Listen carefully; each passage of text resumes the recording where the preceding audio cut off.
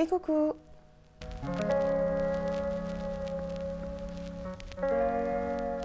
Aujourd'hui, j'avais envie de vous faire une vidéo sur mon parcours scolaire et les études qu'il faut réaliser pour devenir conseillère en économie sociale et familiale. Alors tout au long de la vidéo, je vais genrer ce métier au féminin, mais alors je n'exclus absolument pas les hommes, c'est juste que statistiquement, il y a plus de femmes que d'hommes dans ce genre de métier. Déjà pour commencer, qu'est-ce qu'une CESF ?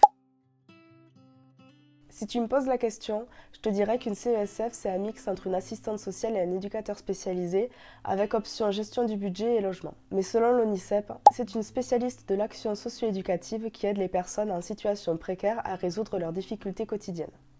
Le rôle de la CESF, c'est d'accompagner, éduquer et sensibiliser les personnes. On peut se tourner vers une CESF quand on a des problèmes de budget, par exemple quand on a des dettes ou un dossier Banque de France, ou quand on a des problèmes liés à son logement, que par exemple on a des dettes locatives et qu'on est menacé d'expulsion, ou qu'on souhaite entrer dans un nouveau logement. S'il faut bien retenir quelque chose de la CESF, c'est vraiment son expertise dans ces deux domaines-là, chose que les assistants de service social ou les éducateurs spécialisés n'ont pas forcément. Ils peuvent l'acquérir dans le cadre de leur travail, mais dans leur formation initiale, il n'y a pas ces deux modules. On peut retrouver la CESF au conseil départemental, entourée de ses collègues assistants de service social, TISF et éducateurs spécialisés. On peut également la retrouver en milieu hospitalier, dans des structures d'accueil collective ou encore dans des associations. Ses missions ne seront pas forcément les mêmes, mais son métier restera sensiblement le même. Peut-être qu'elle travaillera par exemple plus le budget dans telle structure que dans l'autre. Et inversement, elle pourra peut-être travailler davantage le logement. Je pense par exemple à l'exemple d'une MEX, où un jeune va devoir quitter la MEX et la CESF va pouvoir l'accompagner à l'entrée dans son premier logement, la gestion du logement, qu'est-ce qu'on doit payer tous les mois, etc. On va commencer déjà par le lycée. Comme la plupart des jeunes, quand je suis rentrée au lycée, je n'avais absolument aucune idée du métier que je voulais faire, mais je savais vers quel domaine je voulais me tourner. Ma mère me voyait infirmière, moi je me voyais plutôt aider les autres, et je pensais d'ailleurs que j'allais plutôt me diriger vers le domaine médical, et puis finalement c'est le social qui me l'a emporté. En arrivant en seconde, j'ai donc pris l'option santé et sociale. J'ai passé un an à découvrir les métiers du social, du médical, à faire des exposés, à rencontrer des professionnels, mais aussi à faire du bénévolat. Cette année m'a beaucoup plu et j'avais pas du tout envie de partir dans du général. Pourtant, j'avais les notes qui me permettaient de partir dans les 3 filières. Et mes profs et certains membres de ma famille voulaient absolument que je parte dans du général pour ne pas gâcher mon potentiel. Et c'est là que je l'ai mal pris et qu'il a même fallu que je bataille avec certains de mes profs pour leur faire comprendre que je voulais vraiment partir dans du technologique. Même ma prof de maths avec qui j'avais 6 de moyenne voulait que je parte en S. Je me suis dit mais qu'est-ce qu'elle veut que je fasse en S? Je vais pas y arriver, c'est pas du tout... En plus les maths je n'aime pas ça, c'est pas quelque chose qui m'attire, en tout cas pas au niveau du S. Bref, et je suis finalement partie en ST2S, la tête haute, en pensant d'abord à moi et à mon avenir. Et en ST2S, j'ai passé 2 années, comment dire... J'ai aimé la filière, j'ai aimé les matières, j'ai aimé les profs. Par contre, l'ambiance de la classe, elle était pas ouf. Comme je le disais au début, c'est une filière qui est généralement féminine. Il y avait 5 garçons pour 30 filles. L'ambiance ne m'allait pas du tout en fait. Mais peu importe, ce qui était le plus important pour moi, c'était les études. Parce que même si on était en technologique, il y avait de la pression, il fallait réussir son année, il fallait que tout le monde obtienne son bac. Donc malgré l'ambiance et la pression qu'il y avait en ST2S, j'ai adoré les matières qui étaient enseignées. J'ai adoré la biologie, j'ai adoré la santé et le social. J'ai tellement aimé la biologie que je me suis dit que je pourrais peut-être devenir diététicienne. C'est quelque chose qui m'attirait. J'aimais l'idée de pouvoir aider les personnes à se sentir bien dans leur corps, ayant moi-même des difficultés à m'accepter. On va pas se le cacher, quand on fait du social, c'est aussi qu'on veut essayer de réparer une blessure intérieure. Lorsqu'il a fallu s'inscrire sur Parcoursup, je voulais absolument partir en diététique. Donc je suis allée aux portes ouvertes de l'Institut Limérac de Toulouse, pour ceux qui connaissent. Et je suis allée dans la filière diététique et j'ai écouté la conférence qui était proposée lors de ces portes ouvertes. Et en sortant de là, j'étais complètement dépitée. Je me suis dit que ce BTS, il n'était pas pour moi finalement. En fait, la quantité de travail à fournir et la méthodologie à avoir était tellement intense pour moi que je savais que j'allais finir en burn-out avant même de commencer à travailler. En fait, il faut apprendre absolument tout par cœur. Ce qui m'a choquée, c'est que par exemple, elle me disait, vous prenez du poisson, le diététicien est capable de vous dire combien il y a de glucides, combien il y a de protéines, combien il y a de lipides dans ce poisson. Et c'est du par cœur. Franchement, tout mon respect aux étudiants qui sont partis en BTS diététique. C'est donc triste et perdu que je quitte la conférence accompagnée de mon oncle. Et en voyant ma tête, il me dit, écoute, il y a une filière sociale, viens, on va voir. Et en fait, je savais même pas qu'il y avait une filière sociale. Comme j'étais concentrée sur mon BTS diététique et que je savais que je voulais faire ça, Je m'étais même pas ouvert les portes sur d'autres possibilités. Donc on va au pôle social et là je suis accueillie par une dame absolument douce et gentille qui se trouvera être ma responsable de classe l'année suivante, qui m'a accueillie et qui m'a expliqué donc ce qu'était le métier de CESF, qu'est-ce que c'était que ce BTS aussi, ce BTS ESF. Et elle m'a demandé pourquoi est-ce que je suis venue voir le pôle social. Donc je lui expliquais que je sortais de la conférence en diététique, que j'avais été apeurée par la quantité de travail à fournir, etc. et que je ne me voyais pas du tout faire ça, mais pourtant j'avais une certaine appétence pour la diététique. Et là, elle me dit qu'en ESF, on aborde plein de choses, notamment la nutrition, la santé. La nutrition pas poussée comme une diététicienne, la santé pas poussée comme une infirmière, mais des bases solides pour pouvoir justement, comme le fait la CESF, sensibiliser les personnes. Elle m'a également parlé des autres matières que j'allais étudier et des travaux pratiques, et franchement, elle m'a conquise. Une fois le bac en poche, je me retrouve donc à Toulouse à l'Institut Limérac.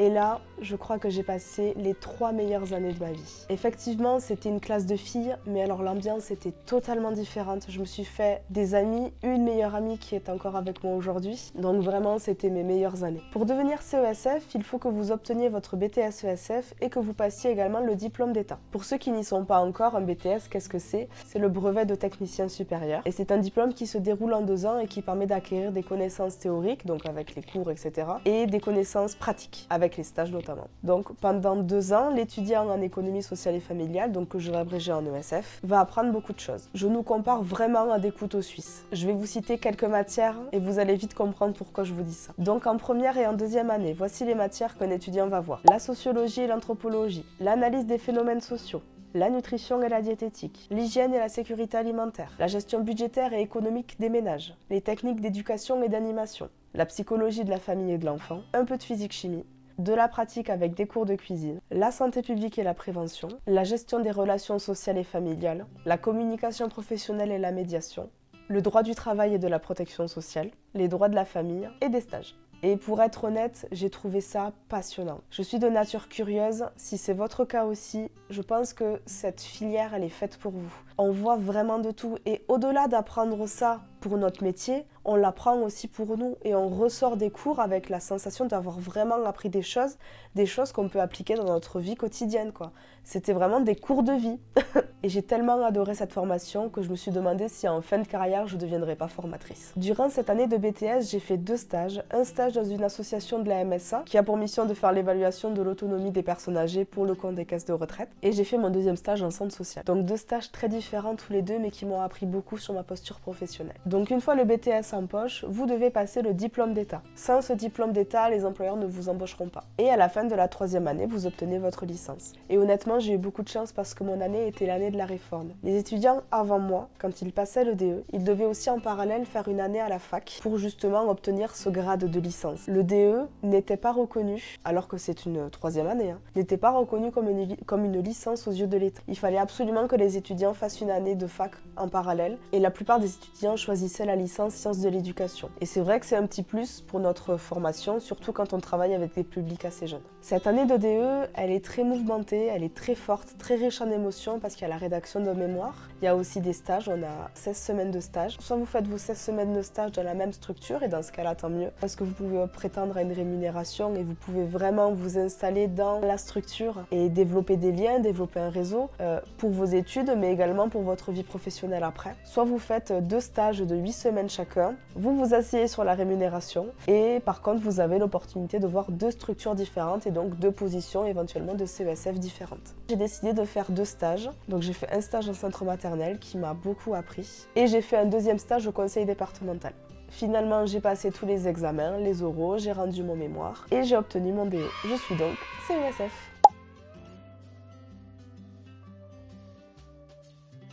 Mais aujourd'hui, je ne travaille pas en tant que CESF. Ça fait 3 ans que je suis sur le marché du travail et ça fait 3 ans que je travaille en tant que TISF, donc technicienne en intervention sociale et familiale. L'acronyme est sensiblement le même que CESF et pourtant, on n'a pas du tout le même niveau de diplôme. Par contre, on a vraiment des champs de compétences qui sont très très proches. La TISF comme la CESF sont axés sur le quotidien. La TISF est un peu plus dans la pratique et dans l'action, tandis que la CESF est plus dans l'accès au droit et également de la pratique au quotidien.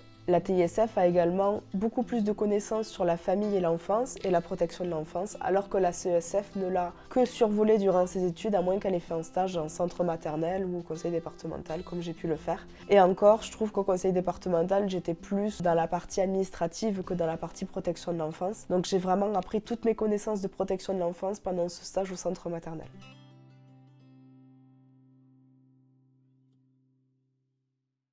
Je ne pourrais malheureusement pas vous parler du diplôme de TISF parce que je n'ai pas fait ces études, mais je peux vous parler de mon travail. Donc actuellement, je travaille dans une association d'aide à domicile et j'accompagne des parents en difficulté et éducative et dans la gestion de leur quotidien. Alors, c'est un métier qui est assez fort émotionnellement parce qu'on rencontre des parents et des enfants qui ont des parcours de vie très difficiles avec parfois de la maltraitance, du placement, le décès d'un proche, des troubles psychologiques et il faut essayer de travailler et de composer avec ça. On essaye de leur apporter des repères et du soutien. Et le soutien peut être autant par nos services, donc le fait d'intervenir au domicile et de proposer de ranger le logement, de réaménager la chambre, de faire du tri dans les affaires, de faire un petit peu de ménage, de faire un relais pour les enfants. On sent qu'on arrive au domicile, la maman elle est exténuée, les enfants bougent dans tous les sens ou elle vient juste d'accoucher et son petit bébé a besoin de soins et la maman elle est épuisée.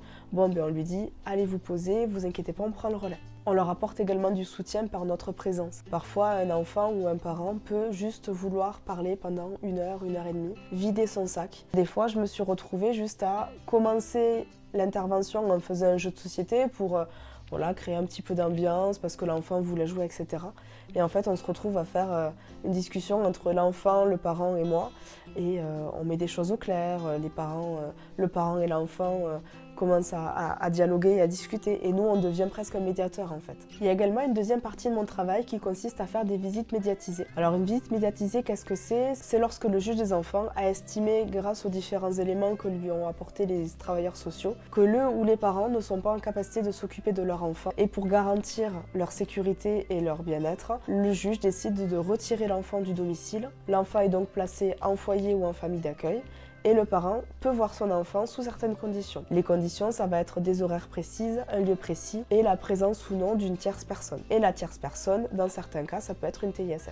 C'est une partie du travail qui peut être très difficile. Il y a des familles chez qui je médiatise les visites où ça se passe très très bien, où il y a vraiment un lien de confiance qui s'est créé, autant entre l'enfant et moi qu'entre le parent et moi. Donc c'est beaucoup plus facile de construire quelque chose et de faire en sorte que la visite se passe bien. Et il y a d'autres fois où l'ambiance est beaucoup plus tendue, notamment quand le parent a maltraité son enfant, que l'enfant est jeune et ne sait pas trop, ne comprend pas trop ce qui s'est passé et qu'il voit son parent une fois ou 2 fois par semaine pendant 1 heure en présence d'une TISF.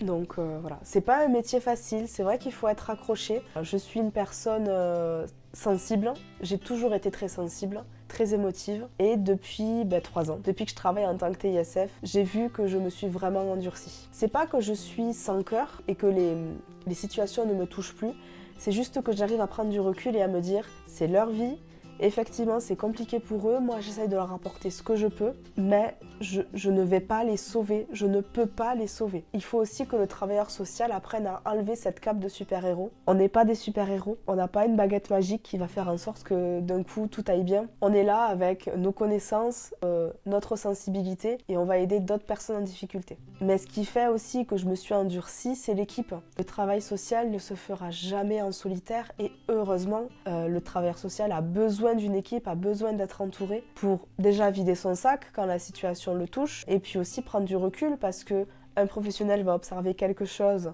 dans une famille, mais un autre professionnel avec une autre vision va voir autre chose et les deux observations combinées vont décrire une situation de manière plus complète. Et c'est super important pour le suivi, pour la personne, pour que nous, après, derrière, on puisse intervenir au mieux avec tous les éléments qu'on a en notre possession. Donc voilà, je me suis un peu dispersée sur la fin, mais tout ça pour vous dire que j'aime mon métier, j'aime aider les autres, c'est vraiment ce qui m'anime au quotidien.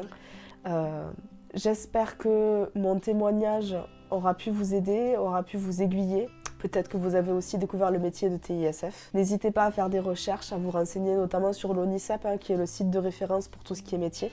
Et n'hésitez pas à laisser des commentaires si vous avez des questions. Pour des questions plus poussées, vous pouvez aussi m'envoyer un message sur Instagram et je serai ravie de discuter avec vous. Voilà, donc on arrive à la fin de cette vidéo, j'espère qu'elle vous a plu. N'hésitez pas à liker la vidéo, à commenter. Je vous remercie d'être resté jusqu'ici et on se dit à la prochaine. Ciao!